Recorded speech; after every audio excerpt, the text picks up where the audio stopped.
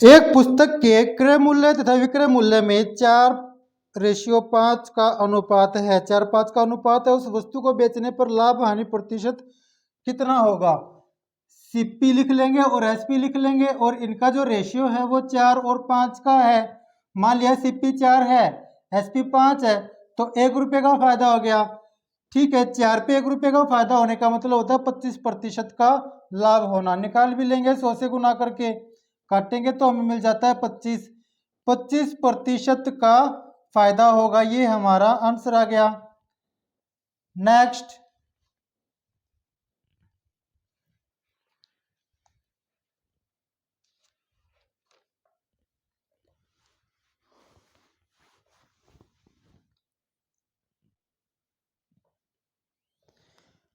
किसी वस्तु को x रुपए में बेचने पर 15% की हानि होती है। इसी वस्तु को y रुपए में बेचने पर 15% का लाभ होता है। y माइनस एक्स तथा y प्लस एक्स में क्या अनुपात है? ठीक है, मान लेते हैं उस वस्तु को खरीदा गया है 100 रुपये में। ठीक है, SP1 और SP2 ले लेंगे। ये है x रुपये में बेचा है और ये है y रुपये में बेचा है। एक्स में बेचते हैं तो हमें 15% का लॉस होता है, तो इसका मतलब उस वस्तु को 85 रुपये में बेचा होगा। ठीक है, वाई में बेचते हैं तो 15% का फायदा होता है, तो इसका मतलब उस वस्तु को यहाँ 115 में बेचा होगा। इसने हमसे पूछा है वाई माइनस एक्स और वाई प्लस एक्स का रेशियो हमें बताना है। ठीक है, ये वाई है, ये एक्स है, वाई में से एक्स घटाएंगे तो हमें मिलेगा यहाँ 30। ठीक है, इन दोनों को जोड़ेंगे तो हमें मिलेगा यहाँ 200। रेशियो हम निकाल लेंगे, ये हमारा आंसर आ गया। नेक्स्ट,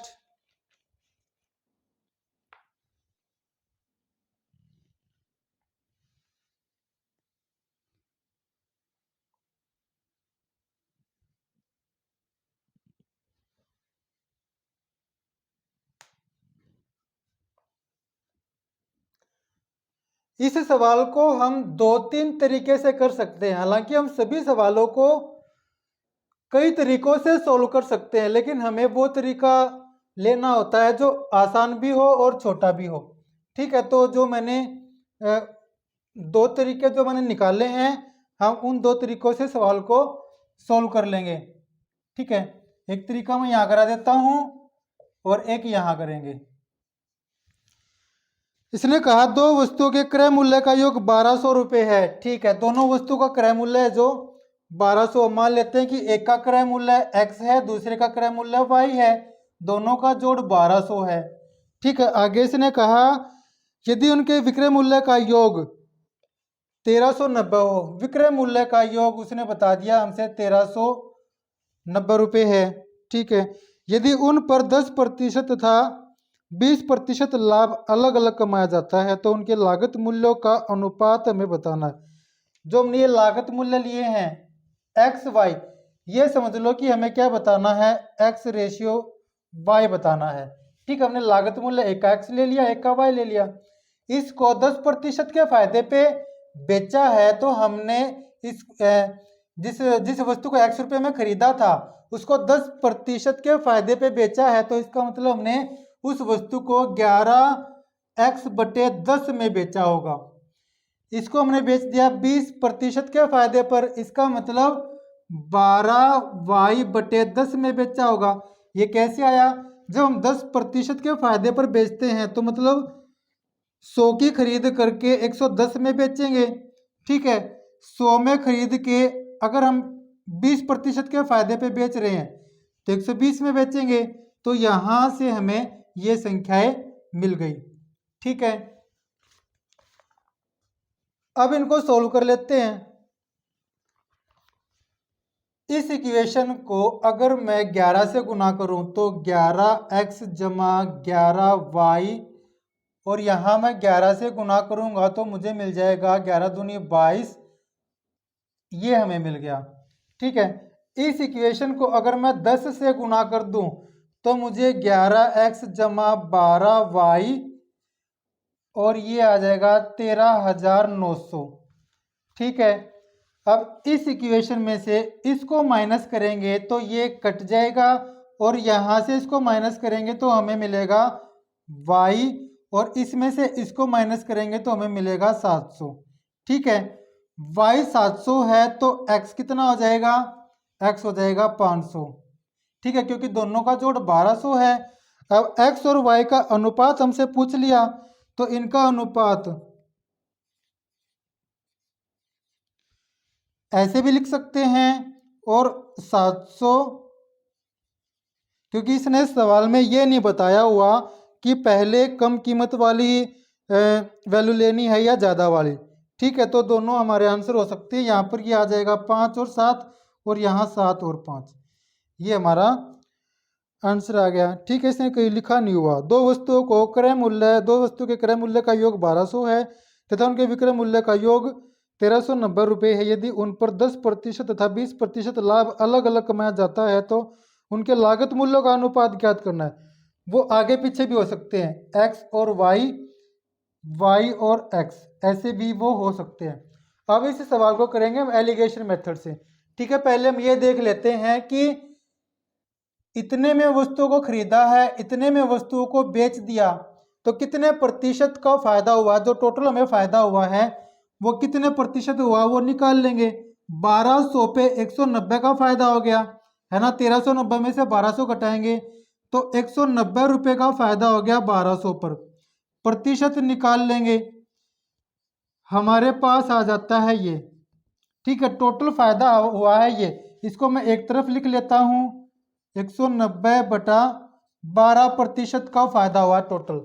ठीक है, अब और सवाल में कहता है कि एक वस्तु पर 10% का फायदा हुआ है, एक पर 20% का फायदा हुआ। यहाँ पर पहली वस्तु ले लेते हैं, यहाँ पर ले लेते हैं दूसरी वस्तु। एक पर 10% का फायदा हुआ, एक पर 20% का फायदा हुआ। प्रतिशत का निशान लगाने की जरूरत नहीं है। ठीक है, दोनों को मिलाकर के फायदा कितना हुआ है, इतना।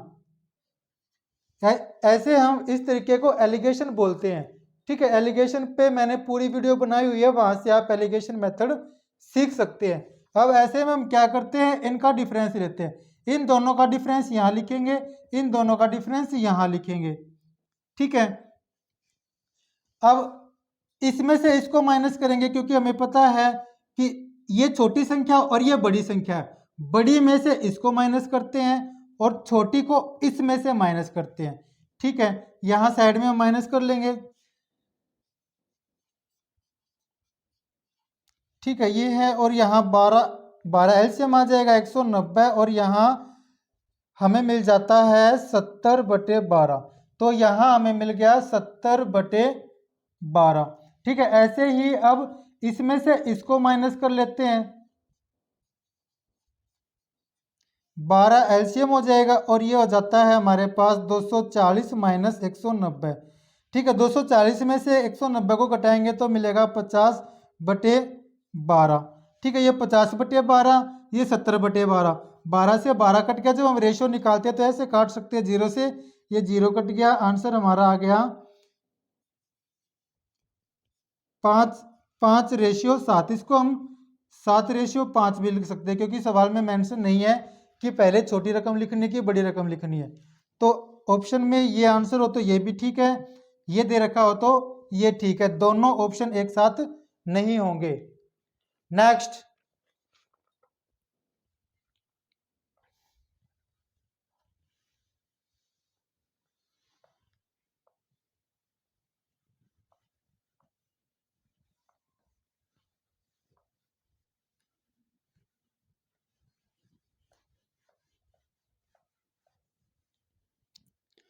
एक खिलौने के विक्रय मूल्य तथा लाभ के बीच 5 और 1 का अनुपात है, तो उस वस्तु के क्रय मूल्य तथा विक्रय मूल्य के बीच क्या अनुपात होगा। देखिए, एसपी है और यहाँ प्रॉफिट है, 5 और 1 का अनुपात है। अब हमें पता है कि जो फायदा हो रहा है, ये फिर सीधी सी बात है, छोड़ो इसको। अगर हम एसपी में से प्रॉफिट घटा दें तो हमें सीपी मिल जाता है ना। तो सीपी हमारे पास आ गया 4। इसने पूछा हमसे क्रय मूल्य तथा विक्रय मूल्य का रेशियो पूछा है। क्रय मूल्य मतलब सीपी, विक्रय मूल्य मतलब एसपी। यहाँ 4 आएगा, यहाँ 5 आएगा, ये हमारा आंसर आ गया। नेक्स्ट,